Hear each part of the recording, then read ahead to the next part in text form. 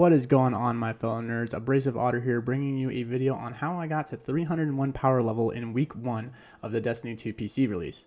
Now, for those who didn't know, I was a big Diablo 3 player. I was very well known in that community, and I was very well respected in that community. But then Destiny 2 came out, and I'm a diehard Destiny fan, so it was time to move on. So what happened was I got to 301 power level very recently, and there were like 20 people on my friends list that asked me how I did it. So I'm here to answer that question. So without further ado, let's get into it. Alright, so the first step is that you have to level 3 characters all the way through the campaign, obviously. But the trick is that all 3 campaign characters need to be different classes. They need to be Hunter, Warlock, Titan. You can't have 2 of the same type, you can't have 3 of the same type.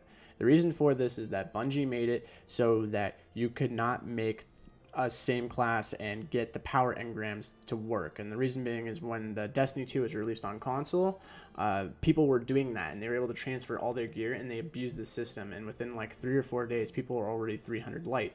And so Bungie put a stop to that, hotfixed it, and said you have to have 3 separate classes. So you have to have 3 separate classes in order for this to work. All right, so that's how I did it. So once I leveled all 3 of my characters and I arrived at the tower, I talked to everyone but Zavala. I did not talk to Zavala, all right? He has an exotic engram that he's going to give you, and exotics drop 10 higher than what your base power level is, and that's basically a free power engram.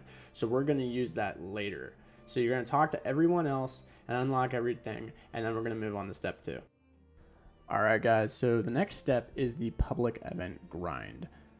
What I did was I grabbed a fire team medallion and a scout report from Cade, and then I went and did public events. And the way I did this was I would show up at a public event. If it had about a minute left, I would search for any chest with that scout report and grab tokens, and then I do that public event. Once that public event was finished, I looked for the next one on the EDZ if I could find it. If not, I went to a different planet because on the PC the load times are a lot faster than on the console, so you can do that. When I had 95,000 glimmer, I went to the gunsmith, I spent it on mods, I stored those mods in my vault. Any legendary engrams that I found, I saved them until I had 5. I'm going to need that for an exotic quest line later.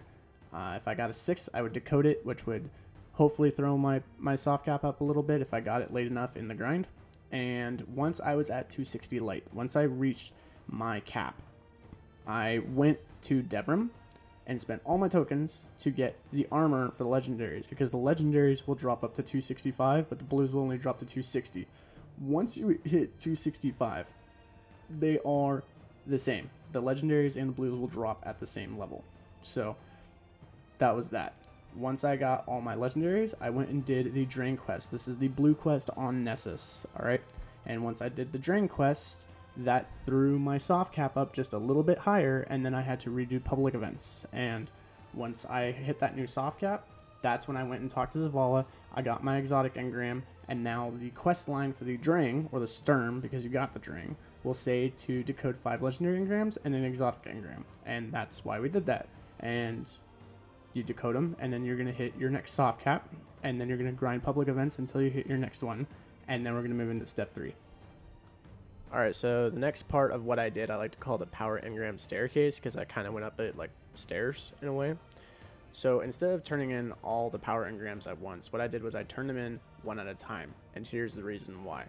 So I chose Flashpoint first. It doesn't really matter if you choose the Crucible, the Flashpoint, or the Nightfall. It doesn't really matter, but I chose Flashpoint first. What I did was I reached my soft cap from the Drang and the exotic from Zavala. Once I got the exotic from Zavala, I got a new soft cap, and I grinded public events for the new one. I would go do the power engrams for the Flashpoint. Once I got the power engram from Cade, that put me at a new soft cap, only 1 or 2 power levels higher. And then I would go grind out until all my pieces of gear were at that new soft cap. And then I'd go do the next power engram, which would be Shax in this case. And that would put me at a new soft cap, and I would grind until only 1 or 2. It sounds really repetitive because you're just doing power engram grinding, and it takes a long time because it's like only 1 or 2 power levels, and you're wondering to yourself, why does that matter? If you stretch that over 3 characters and there's like 6 to 7 activities that do this, that means that I will be 20 light levels higher than most players, which is what happened. I'm 301 and most people are about 280 to 290. So that's how it works. So you're just stoning it up. And once I completed all my power engrams, then we move on to step 4. Step 4 is the exotic weapons. So the first exotic weapon that I did was Rat King. I know I started Sturm first, but I just chose Rat King first. You can do Rat King first or Sturm, or you can do Sturm first then Rat King. Just make sure that Midas last. So I started Rat King with my fire team, and once I got Rat King, that put me at a new soft cap. So obviously I had to grind my new soft cap. Then what I would do was I went and got Sturm. And once I got Sturm, that would put me at a new soft cap. Maybe. It only increases like 2 or 3. It could put you at a new soft cap. I don't know if it did for me or not. But at this point, what I wanted to do was I want to infuse my Rat King or your Sturm, whatever your first exotic was. I infused it into an energy weapon. And that would put me at a massive new power level stepping stone. Then I would go grind public events until I reached my new soft cap. And then lastly, I did Mida, and my Mida would come out on my first character. I think the first one I got was a 292. I would take that Mida, that infused energy weapon, and my highest light level power weapon, and then I would transfer that to my second tune. That's why we do the exotic weapons last, because they're the only transferable items between your characters. You can't transfer Titan gear onto a Hunter or Hunter gear onto a Warlock. You have to only transfer weapons. So naturally we want those higher light level weapons to be on the second tune. And then that's when I move on to step 5. Step 5 for my character was to simply repeat steps 1 through 4 for my second and third tune.